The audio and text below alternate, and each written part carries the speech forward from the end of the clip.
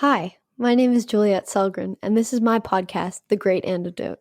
This podcast has been brought to you by the Center for Growth and Opportunity at Utah State University. To learn more, visit www.thecgo.org.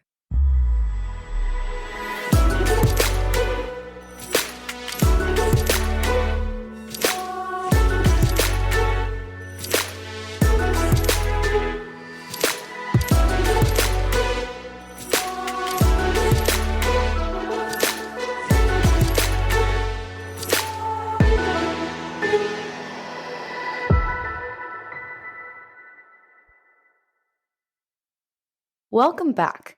I would say, if I had to bet, whoever you are, you've probably flown in an airplane. Today, I'm delighted to have Gary Leff on the podcast. We're going to be talking about airlines, airline bailouts, some travel.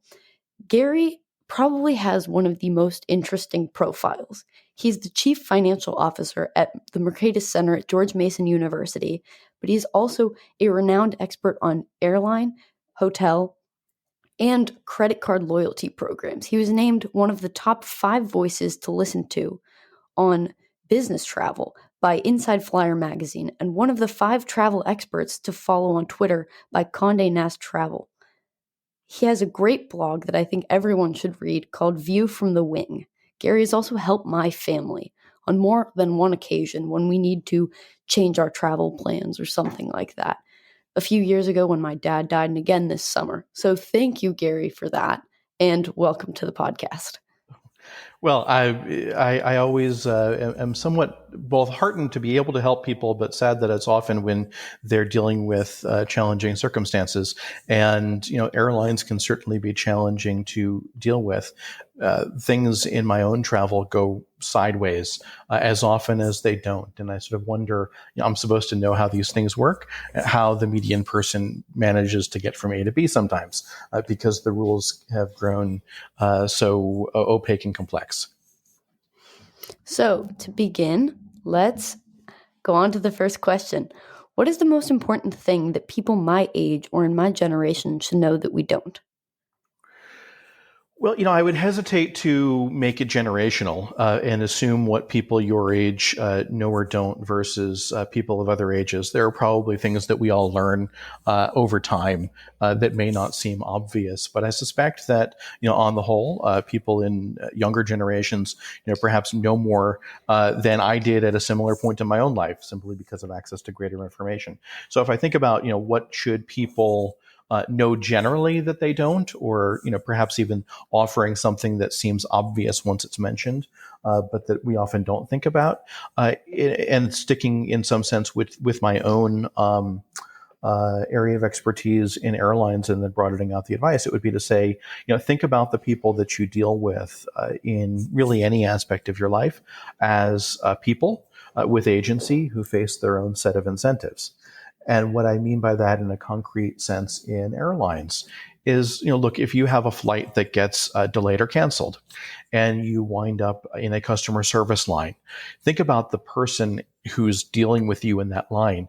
And they've been dealing with, 20, 30, 100 unhappy people. It's really not a very fun experience to be, frankly, to be often the target of the passenger's ire. It's not their fault that there was a delay or a cancellation, but they're the physical manifestation of the airline in that moment, and so they're dealing with unhappy people, and they're being blamed for a lot of things, and frankly, they're unhappy. And they get no benefit from actually helping you. Their benefit is from moving you on to the next stage in the process and dealing with the next person and finally being done with their day. And gosh, given that set of incentives, why on earth are they going to help you? And so my first piece of advice there is just to be nice, right? And give them a reason to want to help you, earn some sympathy, make them see you as a person the way most people aren't seeing them as a person, and treat them as a person. So, I'll often go up to that person and say, yeah, I'm just going to be another problem for you today. And I'll sort of joke about it. And I'll say, gosh, I'm sure you're having probably a worse day than I am, because I'm only one traveler who's stranded and you've had to deal with probably 100 of us. And, make them smile, make them laugh, and they might go a little bit farther for you. And it's not any different than when you're dealing with say your cable company or your phone provider. You're talking to someone on a call center who maybe is measured, not in how helpful they are, but in how quickly they got you off the phone, right? And so, their incentive that they're facing is anything other than to be helpful. It's not a repeat game where they're likely to talk with you again or interact with you again ever. So, treat them as a person and, make them see you as somebody going through the same things they are, and give them a reason to help you. And, when you think about everyone that you're dealing with as, as a person, and, how can you get them to do what you want? It's often not yelling at them. It's often not demanding, because they may not have any reason to respond to that. It's often just trying to get them on your side. So, be nice is the first piece, but also, given that it's not often a repeat interaction, it's usually not worth arguing with the person that you're dealing with. It's usually a better strategy to find someone else to deal with if you're not getting the answer that you want. So at an airline, in an airport, you've got the check-in counter, you've got the gate, you've got telephone reservations, you've got Twitter, you've got a kiosk, you might have access to an airline lounge. There's a good half dozen bites at the apple that you can get different people to deal with who may give you a different answer. And if you don't get the answer you want the first time on a phone call, it may be because that's just going to be the answer, but it may be that you're not getting the full or effort of the person you're talking to. I never assume something's a no until I've heard it 3 times. And so, piece of advice is really just think about people with agency that face their own incentives. This is a beautiful answer. A few months ago, I remember reading an article where airline CEOs were called the true welfare queens of the pandemic due to all the bailout money they received. Can you give us an idea of how much money the airlines received? So it is a little bit complicated to add it up in all the different ways in which it came. But roughly speaking, there was $50 billion in direct cash payments to U.S. airlines, but that does not represent the full gamut. There was also $25 billion in federally backed subsidized loans for airlines. And there were other forms of subsidies that were new during the pandemic. There was a waiver of the 7.5% excise tax on all domestic tickets that are sold for 2020. Which has a whole bunch of connotations to it, because when an airline even sells frequent flyer miles, that tax applies on the assumption that the miles are being redeemed for domestic travel. There were tens of billions of dollars allocated to airports, which indirectly subsidized the airlines because they influenced the amount of money that was being charged to those airlines, and because in some cases airlines receive a proportion of profits from concessions, and airports were able to offset some of the costs that vendors in the airports received. Then there was also billions of dollars for contractors in the aviation industry as well. So there are numerous ways in which the airlines were subsidized above and beyond the subsidies that they receive on a regular basis during the pandemic, and it amounted, to, depending on how you count, over $100 billion. That is a lot of money. And for me, hearing welfare and airlines in the same sentence, with airlines being such a big business, and also already knowing that they're so intertwined with government, my spidey sense for cronyism just goes haywire. Listeners, if you're interested in cronyism, learning either what it is or taking a deep dive into how it plays out, you should go listen to my conversations with Tim Carney and Matt Mitchell. But for now, let's ignore the results of the bailouts. I want to review the arguments that the airlines made for why they needed these extra bailout subsidies, all of that. I wouldn't be that surprised if they resemble the arguments made by many businesses when engaging in activities that have cronyism. I mean, so certainly it's being framed as for the public good and for the good of employees rather than businesses, right? Now, initially, the argument that seemed to work was to protect employees so they wouldn't have to lay off employees, and then to, as the bailouts continued, because they occurred in three different tranches, to ensure that that the airlines were ready to serve passengers when passengers were ready to fly again. So the idea was, let's keep everyone employed, and then they're going to be ready to fly. Airlines are going to be at their full capability because they are strategically important to the economy, and on a number of different levels. So now, in fact, when we start to get into what actually happened and what was done with the money, that wasn't what happened. And when we get into how much money was needed to accomplish that goal, that also wasn't what happened.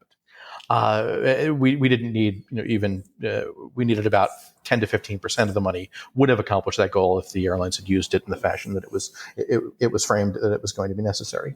So here's what I mean by that.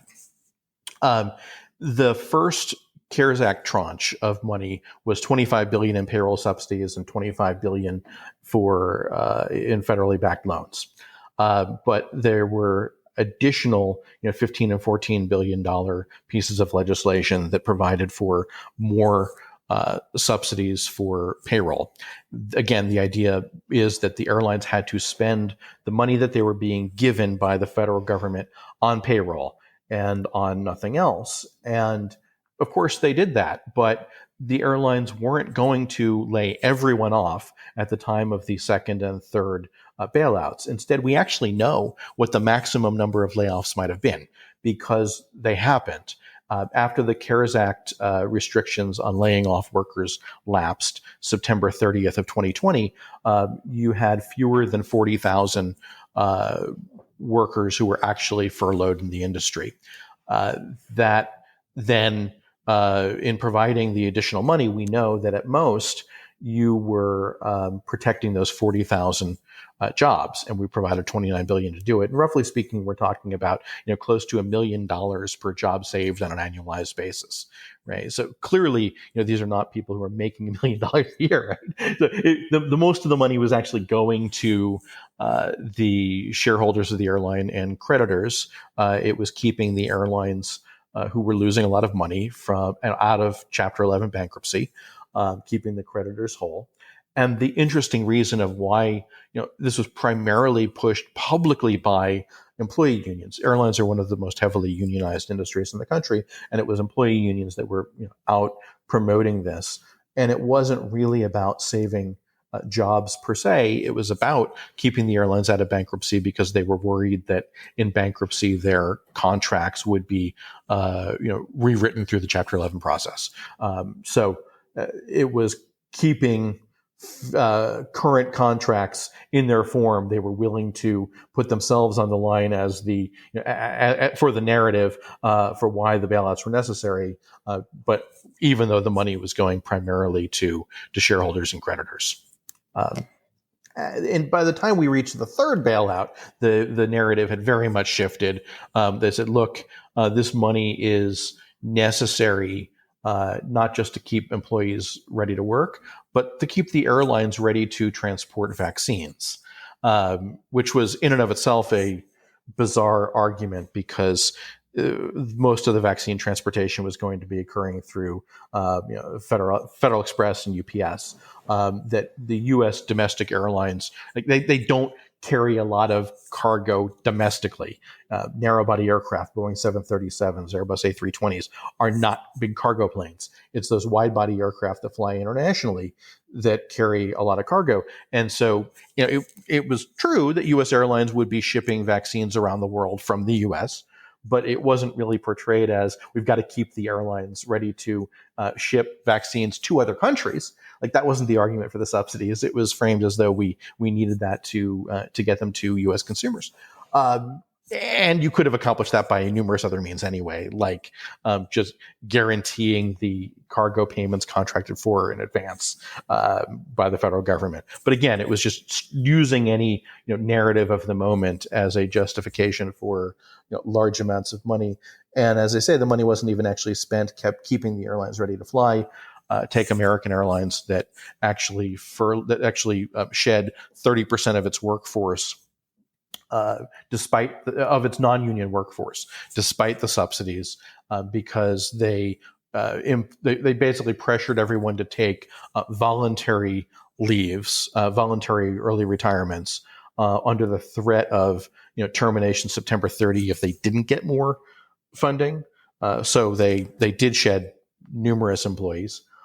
Instead of keeping pilots in the air, American Airlines, when they were getting the money, they were keeping pilots, they were paying them to stay home and not to stay current because it was less expensive. And so when passengers were ready to fly again, the airlines didn't have the pilots fully trained and current so that they could fly. Indeed, that they could fly the schedule that the airline was publishing, and they were forced to cancel large numbers of flights because they didn't use the money the way that they had said it was going to be used. So it was we didn't actually get what we thought we were paying for either. In December of 2021, the Senate Committee on Commerce, Science, and Transportation held a hearing to investigate these bailouts. And during the hearing, we heard many of the arguments repeated by these airline CEOs to very gullible senators. This big, oh, we're keeping everybody safe. We're going to, So let's separate the myth from the facts here.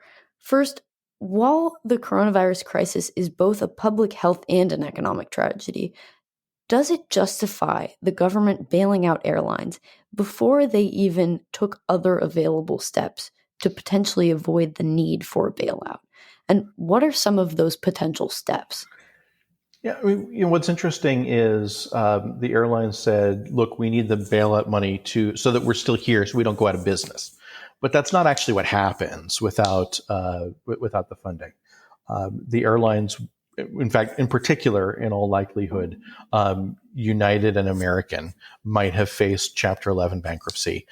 Neither Delta nor Southwest Airlines ever furloughed any workers, and they had committed, not to do so. And likely would have been fine without the money. So we gave the money in proportion to the airline size, to all the airlines, including those that were never going to furlough anyone. But United and American may very well have faced Chapter 11 bankruptcy, but that does not mean not flying anymore, that there's no longer the capacity to move people around or get them where they're going. You still have the pilots, you still have the gates, you still have the planes. In fact, every one of the large legacy airlines has flown through bankruptcy in the past. American Airlines has been in bankruptcy. They were in bankruptcy a decade ago. U.S. Airways, which effectively acquired American Airlines out of bankruptcy, had itself been in bankruptcy twice. Delta Airlines was in bankruptcy around the same time that the airline Northwest that it acquired was in bankruptcy as well. United Airlines entered bankruptcy in 2002. It merged with Continental, that itself had been in bankruptcy twice as well. So they all have experience flying through bankruptcy, doing that safely. It represents a change in control of the carrier. In other words, it would have meant that the owners, the equity holders of the airline, would take a haircut. It means potentially that the debt holders take a haircut. And instead of their taking the haircut, the taxpayers did, right? And so it was a shifting who bears that cost. Now, that has a new number of other dynamics involved. I mentioned that in bankruptcy, some of the employee contracts can get rewritten or imposed, and so that may change the terms under which employees work. Airlines, some airlines have managed to offload their pension plans on the federal government during bankruptcy, and that means that the recipient's getting less. I do think there are problems with the bankruptcy process. I think that pensions ought to receive higher priority than simply being treated as unsecured creditors, for instance, in bankruptcy. If a pay that is owed to an employee has priority, and the company continues to pay its employees, they ought to be treating pensions as deferred compensation in the same way as current compensation, I think, or at least giving employees some of the equity in the reconstituted airline if they lose their pension. But that's not the way the current law works. So there are, I think, problems and potential reforms. But ultimately, we would have been looking at bankruptcy for a couple of the players. And there's an argument to be made that Southwest and Delta might have been better off if they had not received the subsidies, because this would have allowed the weaker players to fail and become reconstituted, and so instead of being propped up to be a competitive drain on the stronger airlines. But ultimately, it was a matter of redistributing who bore the cost from creditors and shareholders to taxpayers. Who are the biggest beneficiaries of the bailouts? You've kind of touched on this a little. Yeah, right. So, there were billions of dollars that went to the largest airlines. The money was, given out largely based on size. And so the biggest amounts went to American Airlines.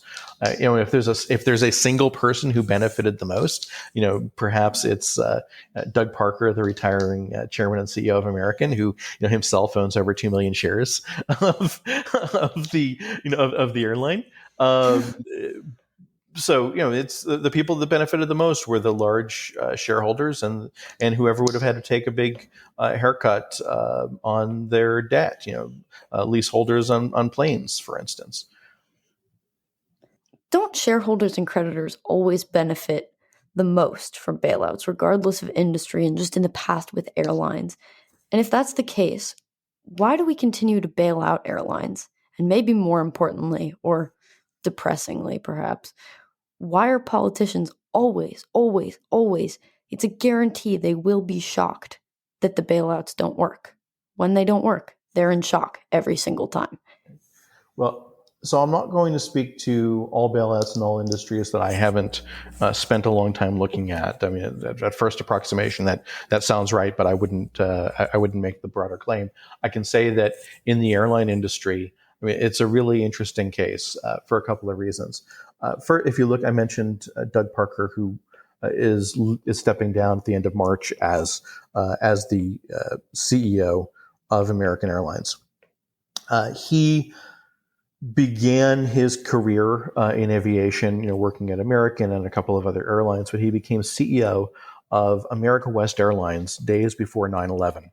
And in 2019, as he was beginning to think about his legacy 20 years in as an airline CEO, he spoke about the sort of the defining moment of his career being after 9/11. It was securing federal bailouts for America West. It was so 20 years earlier.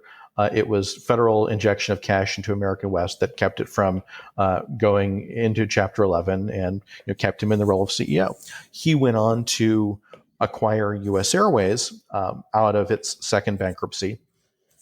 And part of the way that he did that was by getting the Federal Pension Benefit Guaranty Corporation on his side, because had American Airlines been able to liquidate its pension plans and force those on the federal government, it would have become the largest creditor in the bankruptcy. And so, the creditors committee supported the U.S. Airways takeover. So it was government involvement that helped to put him in control at American Airlines, and he pretty much spent most of his time in DC during the pandemic as the head of the airline. The single thing that he could do that he believed that was most impactful for his business was spending his time in Washington rather than managing the airline.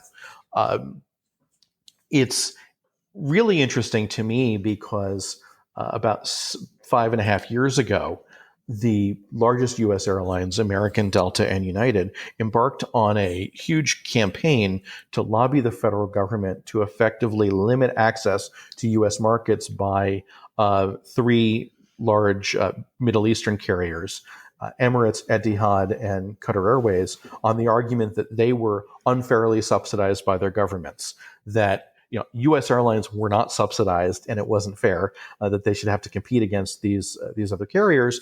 And so, despite treaty obligations that the U.S. had allowing these airlines access to our market, they wanted the U.S. government to block them, limit flights, effectively limit competition, limit consumer choice, and raise prices. And it was a 5-year campaign that was ultimately a dud. In fact, American Airlines has entered into a much closer commercial relationship with Qatar Airways over the last couple of years after they failed to get the government to block them from entering the country. So they've sort of claimed to be unsubsidized, and then all of a sudden love subsidies. And when asked about this, they just claim, well, circumstances are different. So as far as why government policy doesn't work the way it is sold, and why politicians keep believing it, I mean, I suspect it's like Claude Rains in Casablanca. I'm shocked to find that there's gambling going on here. I mean, surely they know at the time, or at least some of them know better. But at the moment when you're facing a large number of employee layoffs, like I wrote in May of 2020, after the first bailout, which was promised to be everything that was needed, the CEO of United Airlines began talking about how they would be laying off a whole bunch of workers when the money expired, when they were allowed to lay workers off on September 30th, how he was being very forthright about their plans because it dovetailed with large layoffs mere weeks before the presidential election and congressional elections, right? And so we talked about earlier, thinking about the people you deal with as people with agency that face their own set of incentives. That's really just public choice economics, right? Mm-hmm. It's very difficult for a politician to say to a large number of voters in their district that I could have saved your job and didn't.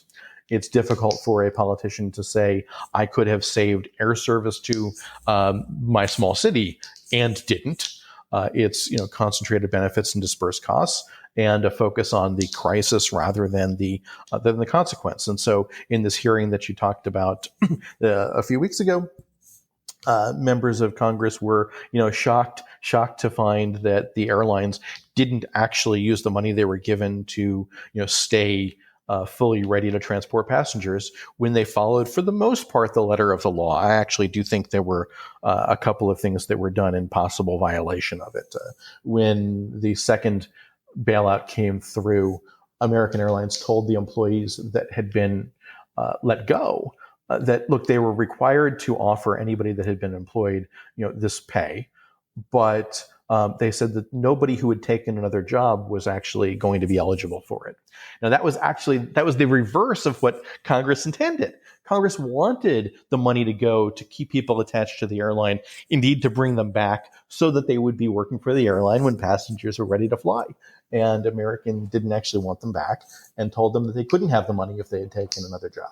So I'm not sure that was in keeping with the legislation, but for the most part, they followed the law. They largely wrote the law, handing the details of what they would agree to and suggested to the key members of Congress who inserted it into legislation. And it's the folks who aren't really paying attention who were gaslighted into believing that this was all going to protect jobs or somehow necessary to transport vaccines, which it wasn't, in very quick order. It seems really slimy, even the stuff within the confines of the law, which very well might be because they wrote the law and probably actually is. Shaking my head over here. The president of Delta said that essentially it is a good guarantee to investors that the government can bail them out, because now the government will always bail them out because it's happened before. What is the moral hazard problem that has come of this? Right. I mean, so it's not quite the same guarantee as in government-sponsored enterprises, but airlines have been demonstrated to be effectively that. it's not the first bailout they've gotten. They got 3 during the pandemic. It would be, and the federal government actually, in exchange for some of the bailouts, did get warrants to purchase stock in the airlines. I mean, so to a certain extent, the airlines were partially nationalized as a result of this. Airlines are actually, to begin with, one of the more heavily regulated industries. There's a tremendous the distinction between there being government enterprises and being private enterprises. I mean, it exists. They're shareholder-owned corporations, but if you think about it, most of the travel experience is either directly regulated by or provided by government. Nearly every airport in the U.S., and this is not how it works in much of the world, is owned by local governments. When you walk into the airport and go through security, it is in most airports not just regulated by the federal government, but directly provided by the federal government, which is a weird way to do things, where you have the service provider is also the regulator, so they regulate themselves. I mean, that's hardly a best practice in promoting accountability or best possible results. But that's how we've set things up post 9/11. Once you're on the plane, most of the elements in the aircraft have to be approved by the federal government. An interesting story from the beginning of the pandemic. You might think that because individual passengers can bring on hand sanitizer onto the plane, you're allowed to bring 100 milliliters of liquid through TSA security, and you can bring hand sanitizer. They even increased the amount that individuals could bring through, separate from the normal liquid limits, that the airline could just give you hand sanitizer. Well, they were all promoting that they were going to hand out hand sanitizer, but it's not just something that an airline can do. They actually have to ask permission of the federal government. And each airline is involved multiple levels of permission, because it's DC FAA permission, but also each of the airline has their own certificate office within the FAA. They literally have their own regulator. There's an office that regulates them. So you had to go to the FAA and say, can we have this permission? And I think people at the time said, well, maybe that makes sense, because hand sanitizer, maybe it's flammable in large quantities. Except the FAA had looked at this a decade earlier and decided that hand sanitizer on planes was resolutely not a risk. So even though they had studied and declared it not a risk, there are multiple layers of permission that an airline needs to even give hand sanitizer. And by the way, when you're even buying your ticket, the way that airfares are advertised is directly regulated by the Department of Transportation. It's not like most companies figure out how to do it. They have to be in conformance with Federal Trade Commission rules. They have their own set of rules that are laid out by the Department of Transportation, which are different. You're on the plane. The plane pushes back. The federal government tells the plane where to go, the direction that it can fly, the altitude at which it can fly, because air traffic control, which is in the U.S. Not just regulated, but directly provided by the federal government, which is not how it works in much of the world. In fact, transatlantic navigation is provided by Nav Canada, which is not a federally run entity. So there's no fundamental reason it has to be done by the government, but literally virtually every step of the way is directly either dictated, provided, or specified, or granted by the federal government. So you have the difference in some sense between a privately run experience and the federal one is a strange distinction in a way. Even though we think about airlines having been deregulated based on the 1978 Airline Deregulation Act, what really changed then is before that, interstate airlines had to get permission from the federal government for where they could fly and what they could charge. And that was basically what was changed in 1978, is that airlines could decide where to fly themselves without asking permission, and they could set their own prices. And that's what deregulation meant. And yet, even though it's deregulated, it's one of the most heavily regulated industries. So, yeah, I mean, and now they openly say, yeah, the federal government, yeah, they own this. Seems like look at that, they're admitting this. But I was about to say, it seems like a ridiculous amount of regulation and just a little bit of deregulation right there. I want to ask you something indirectly related to airline bailouts. A few months ago, I talked to Tim Carney about the Export Import Bank, or as many people call it, the Bank of Boeing, because Boeing is one of its biggest partners, I guess you could clients. We know that Congress and various administrations have gone out of their ways for decades to subsidize Boeing. How much of these subsidies for airlines are a way to help Boeing, since the airlines buy Boeing planes? Well, they don't all. So Delta, for instance, hasn't bought a new Boeing aircraft in many, many years. They've bought almost exclusively Airbus, and where they've acquired Boeing aircraft, it's been on the used market. And American Airlines had been an exclusive Boeing customer, for its entire history almost. If you include, the Douglas aircraft, which was acquired by Boeing, it had been almost exclusively a Boeing operator until a decade ago when they began to buy Airbus aircraft. It's not only the case that U.S. airlines buy Boeing, although certainly subsidies to the aircraft manufacturer, I mean, the incidence of that, benefits the customer as well. Many of which are U.S. airlines and foreign airlines as well. So there's multiple elements to this. And I wonder, though, how much Boeing needed this. They, during the period of time when the Export-Import Bank wasn't making loans, they did, just fine, backed on the private market, and they're large enough that they can provide, creative financing deals themselves.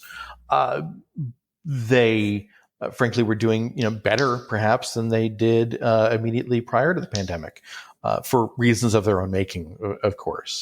The 737 MAX debacle, problems with their 787 project, and their new, next generation of Boeing 777s. They've had engineering problems that are, going to outweigh any benefit that the government could provide. So you've written many times about some of the reforms you would like to see in the airline industry. Can you give a few examples of some of those? Sure. This is the thing is that I'd love to see a more competitive industry than we have, because I write mostly from the perspective of the consumer, and in order to have that, it's right now there's a very limited window in which airlines compete, and they are pretty competitive in that dimension, and that's just price. They're pretty much selling a commodity product from travel from A to B, and at different price points, and they're good at price discrimination. But there's very little innovation in terms of business model. And there's a variety of reasons for that. But to create space for some of that, I would say first, I would want to see restrictions lifted on who can invest in an airline. So there are foreign ownership limits for U.S. airlines.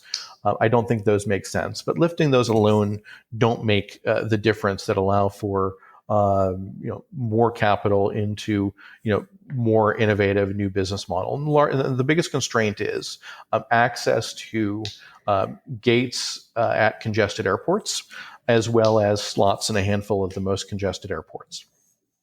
Airports are owned by local governments. They tend to enter long-term leases for gates. New gates can't by law be made truly exclusive, but effectively they wind up being used by the incumbent players. And there's a lot of regulatory capture at the local level. So when Delta, for instance, was renewing its lease with the Atlanta airport, the local officials agreed as part of that process, to put a stop to the development of a second airport in the region, so that there'd be less competition for Delta.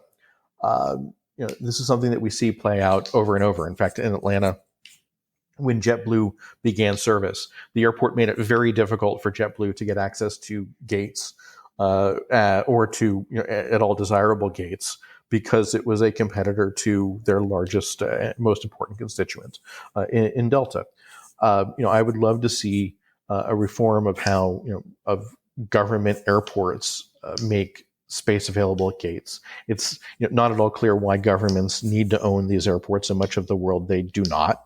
But they're kept as a revenue source where the ability to use the revenue is highly limited by federal rules. I'd also think that there are a handful of airports where the government gives out slots, take the right to take off and land to existing airlines.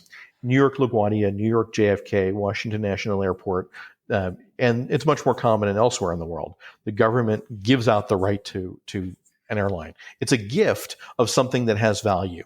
It's a subsidy, and it keeps other airlines out of the market. And they're effectively permanent grants that airlines can even sell to other carriers. So they're giving something valuable that can be sold, or they often use as collateral in loans. And what I would either want to see is, instead of permanent grants of the right to take off and land at congested airports, an auction for a 10-year lease, or even perhaps more desirably, but there are political reasons that this would be less likely, is just moving to congestion pricing. At times when airports are congested, charge more for takeoff and landing. And so you allocate what's effectively a scarce resource based on the value that's being created in that flight, and therefore the airline's willingness to pay for it. And so only the most valuable traffic goes at peak times, and people that are, say, not willing to spend as much money on a ticket will take a less convenient flight. Because it's got to be a question of who flies and where during this time if it's a limited resource. So there are ways of managing it other than just giving it as a subsidy or a gift to an existing airline that makes it difficult for any new airline to enter the market. Even, for instance, an airline that was once an upstart, sort of the David versus Goliath story of Southwest Airlines, where Southwest was nearly strangled in its crib by the major airlines, almost kept from operating in court, became a crony itself. They originally started service at Dallas Love Field. It's the closer in airport in Dallas. And the incumbent airlines had agreed to move to the new Dallas-Fort Worth airport. Southwest was not a party to that agreement because they didn't even exist at the time. And so they said, okay, we're going to start flying out of Love Field. That's the closest airport. And we're trying to serve only the market inside of Texas, which was an interesting play at the time, because by only flying within Texas, they weren't subject to federal airline regulations. This was pre-1978. And so they could charge what they wanted, which was to charge lower fares. They didn't have to get the government's permission for low fares. So they said, so they were sued over this idea that they could fly out of Love Field, and they basically won. But eventually, the Wright Amendment, Jim Wright was Speaker of the House and represented incumbent airlines from Texas, more or less, who boxed in the ability of Southwest Airlines to fly out of Love Field except to contiguous states. And they couldn't fly beyond that. Now, that was eventually loosened, but Southwest was in the room as part of negotiations for how that would be loosened. And just like they were limited in what they could do, one of the things that Southwest got as part of the loosening of the Wright Amendment was a reduction in the number of gates at Dallas Love Field. There used to be 32 gates at the airport. Now there are just 20, of which Southwest controls 18.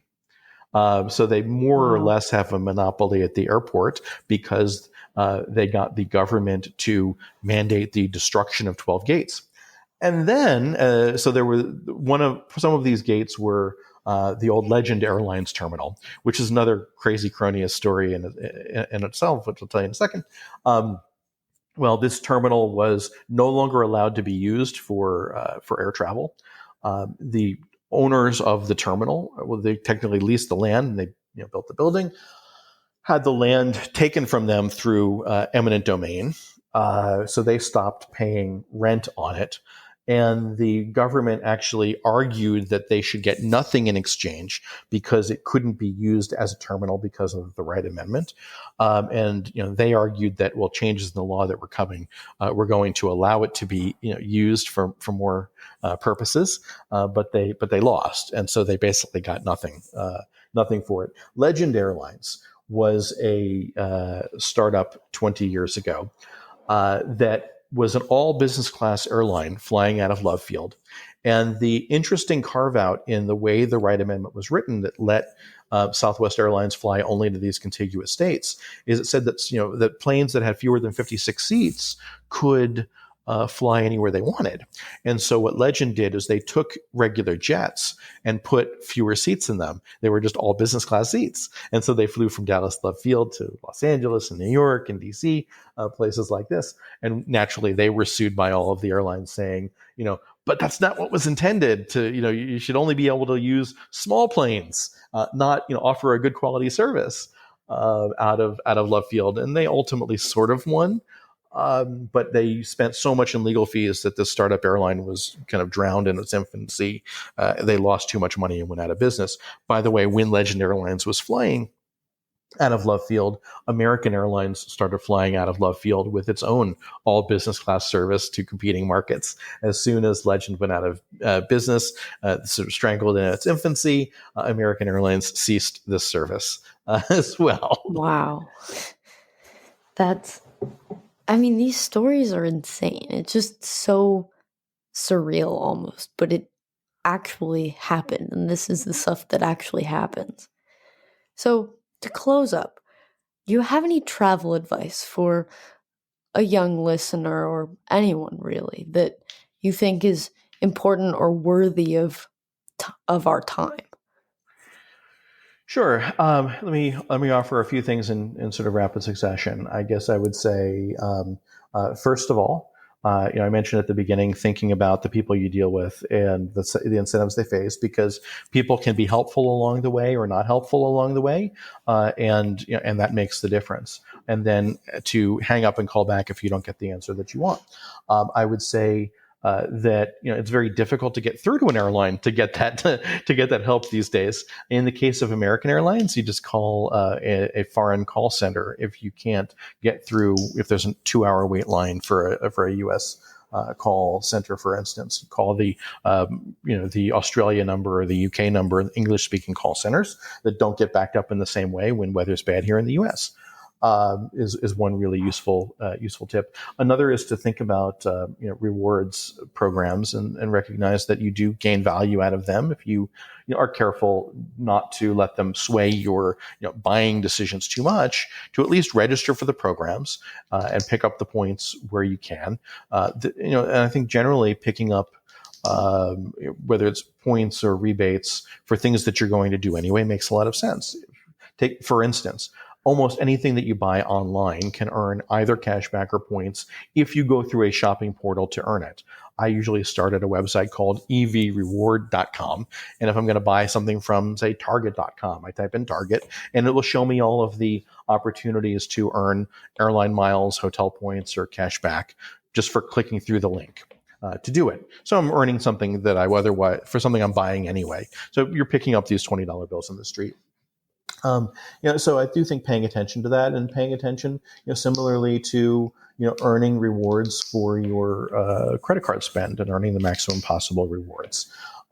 It's useful to get a credit card provided you can make sure that you are only spending the amount that you're going to, pay off in a month, and that you're not spending more because you have a credit card than if you were spending cash. So if you manage your money that way, I prefer a credit card because of the consumer protections. You're effectively with a debit card, money comes right out of your bank account, and then you have to get the bank's help to get it back if your number is compromised or there's some other fraud. Whereas in the case of a credit card, you're generally not going to be liable. It's their job to collect and deal with it and do the investigation, and you're not out the money while they do it.